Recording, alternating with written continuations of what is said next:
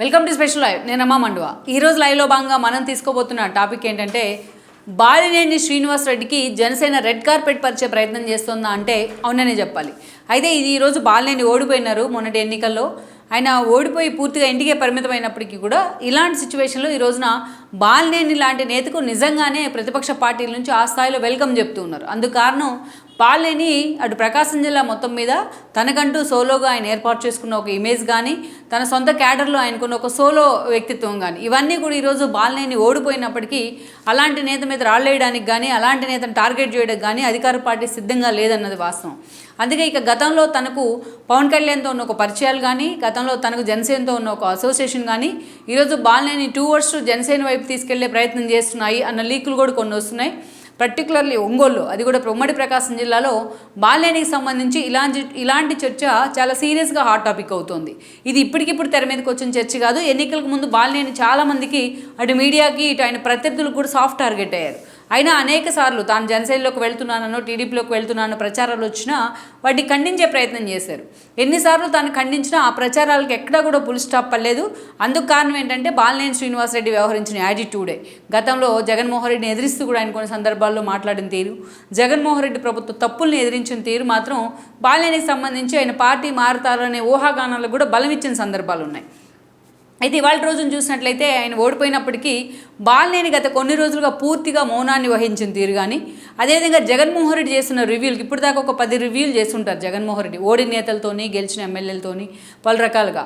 ఇప్పటిదాకా బాలినేని ఎక్కడ ఒక్క రివ్యూలో కూడా పాల్గొన్న తీరు కానీ నిజంగానే అనేక అనుమానాలను తీసుకొస్తోంది. ఈరోజు ఆయన సన్నిహితులు కూడా బాలినేని పార్టీ మారే అవకాశం ఉందా అన్న చర్చను కూడా తెర మీదకి తీసుకొస్తూ ఉన్నారు. అందుకు కొన్ని ఎగ్జాంపుల్స్ని అయితే తెర మీదకి తీసుకొస్తున్నారు, కొన్ని ఎగ్జాంపుల్స్ చూపిస్తున్నారు కూడా. ఆ ఎగ్జాంపుల్స్ చూసిన వాళ్ళందరికీ కూడా ఇది నిజమేనేమోనన్న అనుమానాలు కూడా వస్తున్నాయి. అయితే బాలినేని పూర్తిగా తన చుట్టూ ఇంత ప్రచారం జరుగుతున్నా ఆయన సైలెంట్గా ఉండటం కూడా నిజంగానే ఊహాగానాలకు తావిచ్చినట్టు అవుతోంది. అయితే ఈ పరిస్థితి కారణం ఏంటి, నిజంగా బాలినేని అంత సాహసం చేసే ప్రయత్నం చేస్తారా అనేది మనం చూడాలి. బట్ దానికంటే ముందు కూడా దీనిలో నిజమెంత ఉంది, ఇది కేవలం ప్రచారమేనని చెప్పుకునే ముందు ఒకసారి బాలినేని గురించి కూడా పూర్తిగా తెలుసుకునే ప్రయత్నం చేయాలి.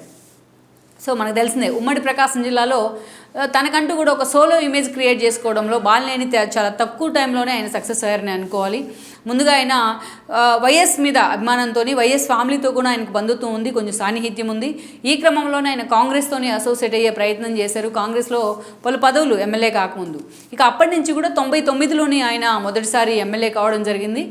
ఇక ఒంగోలులో తనకంటూ కూడా ఒక సాలిడ్ పర్సనాలిటీగా ఎక్స్పోజ్ అయ్యారు. ఆయన తనకంటూ ఎదురు లేకుండా చేసుకోగలిగారు ప్రత్యర్థుల పరంగా కానీ. 99 తర్వాత 2004లో అండ్ దెన్ 2009లో కూడా ఆయన ఎమ్మెల్యే కావడం జరిగింది. 2009లో ఆయన వైఎస్ క్యాబినెట్ ఎక్స్పాన్షన్లో భాగంగా రెండోసారి మైన్స్ మినిస్టర్గా కూడా అవడం జరిగింది.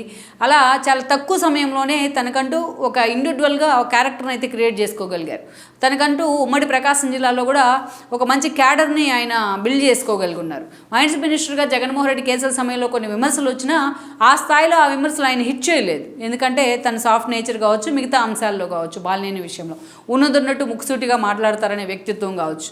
ఇక అక్కడి నుంచి మనం చూసినట్లయితే 2014 ఎన్నికల కంటే ముందు ఆ రోజున జగన్మోహన్ రెడ్డి జైలుకి వెళ్ళిన సమయంలో అక్రమాస్తుల కేసుల్లో పార్టీ పెట్టిన తర్వాత 2012లో ఉప ఎన్నికలు వచ్చాయి. 2012 ఉప ఎన్నికల్లో కూడా ఆ రోజు బాలినేని గెలవడం జరిగింది ఉప ఎన్నికల్లో.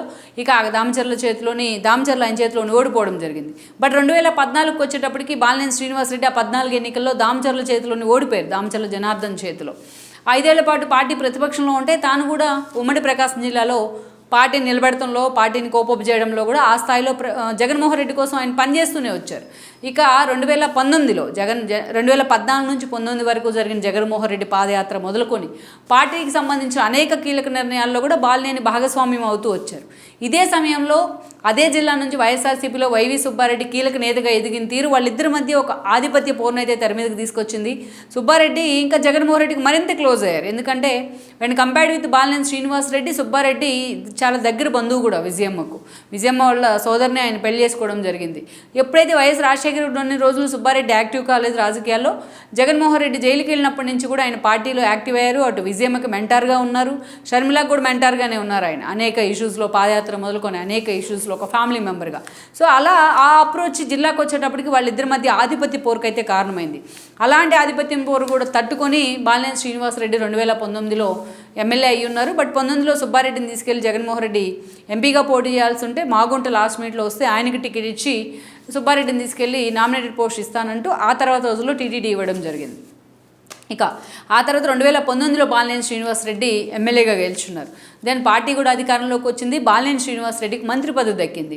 అదే జిల్లా నుంచి, ఉమ్మడి ప్రకాశం జిల్లా నుంచి బాలినేనితో పాటు తాను రాజకీయాల్లోకి తీసుకొచ్చిన ఆదిమూలం సురేష్ లాంటి వాళ్ళకు కూడా మంత్రి పదవి దక్కింది. ఆయన ఎర్రగొండపాలెం నుంచి అప్పుడు ఎమ్మెల్యే కావడం జరిగింది. అంతకుముందు సంతనోతుపాడు నుంచి కూడా ఎమ్మెల్యేగా ఉన్నారు ఆయన. సో ఇక అదే స్థాయిలో ఆయన 2.5 ఏళ్ల పాటు మంత్రిగా కూడా పనిచేశారు. ఇక ఇదే క్రమంలో బాలినేని వర్సెస్ సుబ్బారెడ్డి అన్న పరిణామాలు అయితే జిల్లాలో ఎక్కువే. సుబ్బారెడ్డి టీటీడీ బోర్డు చైర్మన్గా ఉన్నప్పటికీ అటు అధికారుల ట్రాన్స్ఫర్స్ మొదలుకొని అనేక కీలక అంశాల్లో బాలినేని వర్సెస్ సుబ్బారెడ్డి అనే పరిణామాలు అక్కడ తెర మీదకి రావడం జరిగింది. ఇక ఏకంగా భూ ఆక్రమణ ఆరోపణలతో ఆయన వియంకుడి మీద కానీ ఆయన కొడుకు మీద కానీ వచ్చిన ఆరోపణలు బాలినేని కూడా హిట్ చేశాయి. అయితే అన్ని ఇన్వాల్వ్మెంట్స్ అంతా సీరియస్ ఇన్వాల్వ్మెంట్ అన్ని విషయాల్లో లేకుండా తన మీదే ఫోకస్ పెట్టారంటూ కూడా బాలినేని అప్పటి నుంచి బయటకు వచ్చి మాట్లాడడం మొదలుపెట్టారు. ఈ క్రమంలోనే ఆయన మంత్రి పదవి నుంచి జగన్మోహన్ రెడ్డి పక్కన పెట్టారు. అయితే తనకన్నా జూనియర్ అయిన ఆదిమూలం సురేష్ను కంటిన్యూ చేస్తూ తనను పక్కన పెట్టడాన్ని బాలినేని ప్రశ్నించారు. చాలా ఆవేదనగా మీడియాతో మాట్లాడారు. అంతే ఆవేదనగా జగన్మోహన్ రెడ్డి దగ్గర తన గోడు వెళ్ళబోసుకునే ప్రయత్నం చేసినా బట్ జగన్మోహన్ రెడ్డి మాత్రం ఎక్కడ కన్విన్స్ కాలేదు బాలినేని విషయంలో. అప్పటి నుంచి ఆ ఇష్యూను జగన్మోహన్ రెడ్డి ఇష్యూను బాలినేని పర్సనల్గా తీసుకున్నారు. తాను జిల్లాలో అత్యంత సీనియర్ నేతగా ఉంటే తనను పట్టుకొని రాజకీయాల్లోకి వచ్చిన ఆదిమూలం లాంటి వాళ్ళకి మంత్రి పదవులు కంటిన్యూ చేయడం నిజంగానే ఆయన అనుచరులు కూడా డైజెస్ట్ కాలేదు. ఇక తన భూ ఆక్రమణల ఆరోపణల పేరుతో అనేక రకాలుగా తన అనుచరుల్ని హింసించడం అధికారులు అది కూడా డైజెస్ట్ చేసుకోలేకపోయారు. ఎన్నోసార్లు ఇదే అంశాన్ని బయటికి మాట్లాడుతూ వచ్చారు. ఒకసారేమో ఇలాంటి ప్రభుత్వాన్ని నేను ఎక్కడా చూడలేదంటూ మాట్లాడారు. ఇలాంటి అధికారుల్ని నా ఇన్నేళ్ల జీవితంలో ఎక్కడా నేను ఫేస్ చేయలేదంటూ కూడా చాలా ఆవేదనగా మాట్లాడారు. అండ్ దెన్ చంద్రబాబు నాయుడిని అరెస్ట్ చేసిన క్రమంలో ఆ తర్వాత రోజుల్లో ఇంకా పీక్స్కి వెళ్ళినాయి అండ్ డైలాగ్స్. చంద్రబాబు నాయుడిని అరెస్ట్ చేసిన క్రమంలో రేపు టీడీపీ అధికారంలోకి వస్తే మన పరిస్థితి ఏంటి అంటూ కూడా ఆయన మాట్లాడారు. ఈవెన్ తెలంగాణలో అసెంబ్లీ ఎన్నికల రిజల్ట్ ఇంకా రాబోతుందనగా అక్కడ ఏదైతే రిజల్ట్ వచ్చాక కూడా ఆయన మాట్లాడారు. టీఆర్ఎస్ ఓడిపోతుందంటూ మాట్లాడారు రాకముందు.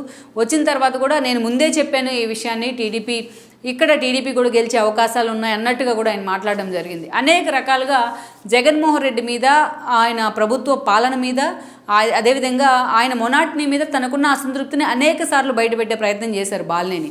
అయితే ఈ క్రమంలోనే ఆయన జనసేన వైపు చూస్తున్నారని ప్రచారం కూడా జరిగింది. అందుకు కారణం ఏంటంటే జనసేన అధినేత పవన్ కళ్యాణ్తో బాలినేనికి సత్సంబంధాలు ఉన్నాయి. పలుసార్లు జనసేన అధినేత పవన్ కళ్యాణ్ బాలినేని స్వయంగా కలవడం జరిగింది. ఆయన ఇంటికి కూడా వెళ్ళడం జరిగింది. Apart from parties, apart from industry, వాళ్ళిద్దరికీ కూడా అంత క్లోజ్ అసోసియేషన్ అయితే ఉంది బాలినేనితో పవన్ కళ్యాణ్కి. బాలినేని చాలాసార్లు పవన్ కళ్యాణ్ పొగిడాడు కూడా బహిరంగ సభల్లో, ఒంగోలు లాంటి చోట్ల కూడా.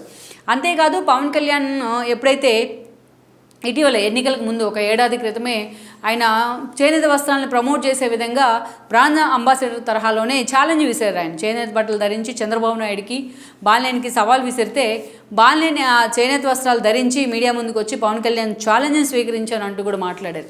ఇది కూడా బాలినేని మీద అనేక అనుమానాలు రావడానికి, ఆయన జనసేనలోకి వెళ్తారన్న ఒకదానికి ఆ ప్రచారానికి ఒక ఎండార్స్ చేయడానికి కూడా కారణమైంది. ఎందుకంటే బాలినేని పవన్ కళ్యాణ్తో అంత సఖ్యతగా వ్యవహరించడం, అటు ఒకవైపు పవన్ కళ్యాణ్ని తాము టార్గెట్ చేస్తుంటే బాలినేనికి పవన్ కళ్యాణ్కి అంత క్లోజ్ ఎలా అనే అనుమానం అందరికీ వచ్చింది.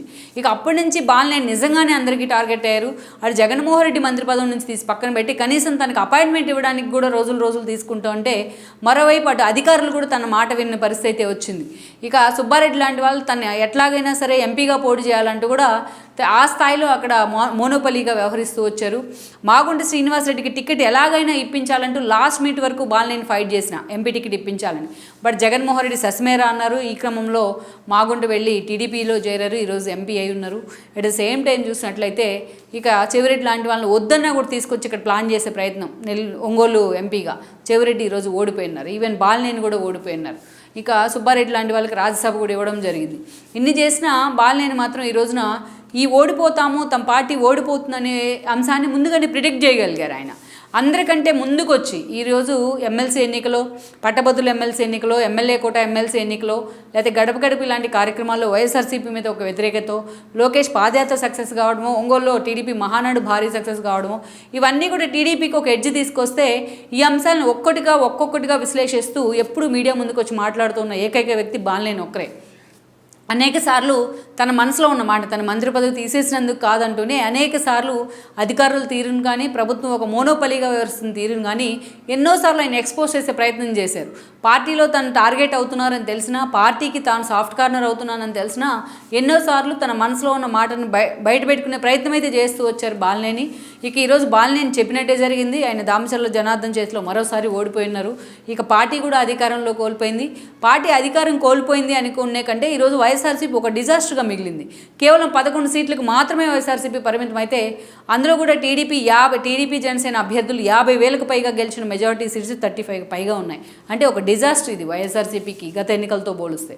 సో అలాంటి సిచ్యువేషన్లో ఈరోజు బాలినేని భవిష్యత్తు ఏంటి అన్న చర్చ కూడా హాట్ టాపిక్ అవుతోంది. ఈరోజు ఎక్కడ కూడా జగన్మోహన్ రెడ్డి చేసిన రివ్యూల్లో, ఈ దాదాపు నెల రోజులుగా జగన్మోహన్ రెడ్డి చేసిన రివ్యూల్లో కానీ ఎక్కడ ఆయన టచ్లోకి వచ్చినట్టు కానీ బాలినేని ఎక్కడ కనిపించలేదు. ఆ రివ్యూలు కూడా ఆయన గైర్హాజరు అవుతూ ఉన్నారు. జగన్మోహన్ రెడ్డి పిలిపించినా కూడా బాలినేని కలవడానికి కూడా సిద్ధంగా లేరనే ఒక ప్రచారం అయితే జరుగుతోంది. ఆ స్థాయిలో తనను అవమానించారు కాబట్టి కొద్ది రోజులు తాను గ్యాప్ మెయింటైన్ చేయాలి, సైలెంట్గా ఉండాలని బాలినేని అనుకుంటున్నట్టు చర్చ జరుగుతోంది.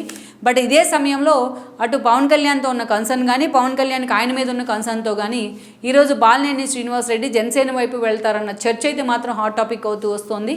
నిజంగా బాలినేని శ్రీనివాసరెడ్డి లాంటి వాళ్ళు అందుకు సిద్ధమై జనసేన వైపు వెళ్తానంటే పవన్ కళ్యాణ్ లాంటి వాళ్ళే స్వయంగా ఆయనకి రెడ్ కార్పెట్ పరిచే అవకాశం ఉంటుంది. ఎందుకంటే ఆ స్థాయిలో వాళ్ళిద్దరి మధ్య బాండింగ్ కానీ, సత్సంబంధాలు కానీ ఉంటున్నాయి. ఈవెన్ టీడీపీలో కూడా ఎన్నికలకు ముందు టీడీపీలోకి వెళ్తారనే ప్రచారం కూడా చాలా రోజుల పాటు జరిగింది. ఒంగోలు ఎంపీగా పోటీ చేయబోతున్నారు అనేసి. బట్ ఆ దిశగా ప్రయత్నాలు వర్కౌట్ కాలేదా. బట్ బాలినేని కామ్గా ఉండిపోయారనేది మనం పక్కన పెడితే, బట్ ఫైనల్గా ఈరోజు బాలినేని లాంటి వాళ్ళు జనసేన నుంచి అయితే ఆయనకు ఆహ్వానం ఉంది. జనసేనలోకి వస్తే బాగుండు అనేది స్థానికంగా జరుగుతున్న చర్చ. మరి ఈ విషయంలో బాలినేని ఎలా స్పందిస్తారు? కేవలం ఇవి ప్రచారాలుగానే కొట్టిపడేస్తారా? ఒక డిజాస్టర్ మిగిలిన పార్టీతో ఇంకా కంటిన్యూ అయ్యే ప్రయత్నం చేస్తారా? లేకుంటే జనసేన లాంటి పార్టీలో పవన్ కళ్యాణ్తో తన భవిష్యత్తు వెతుక్కునే ప్రయత్నం చేస్తారా అన్నది మనం చూడాల్సి ఉంది. ఈ వీడియో మీకు నచ్చినట్లయితే please share, like and subscribe R24 Telugu.